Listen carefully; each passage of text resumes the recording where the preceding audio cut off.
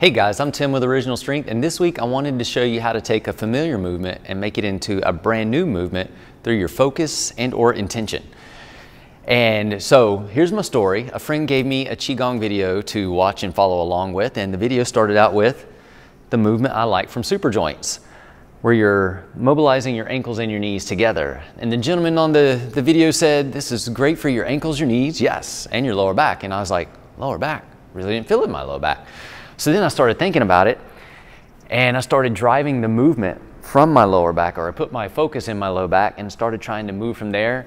And oh my, what a fantastic new movement. And I've been doing these for years, but just that simple intention or just focus of putting, I know I'm using the wrong word here, attention, putting my focus in my low back made it into a brand new movement. And I got mobility in my low back that I didn't even know I was looking for. It felt amazing. Anyway, this movement is a great preparatory movement, or really it's a great, hey, get out of bed and get your joints loosened up so you can have a good day movement.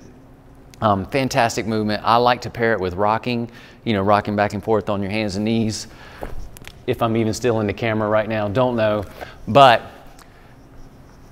you can mobilize your ankles, your knees, and your low back simply by driving the movement with the low back.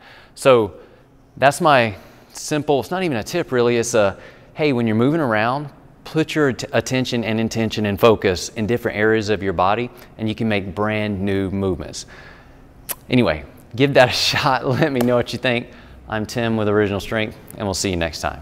To learn more, consider attending an Original Strength workshop. Visit originalstrength.net.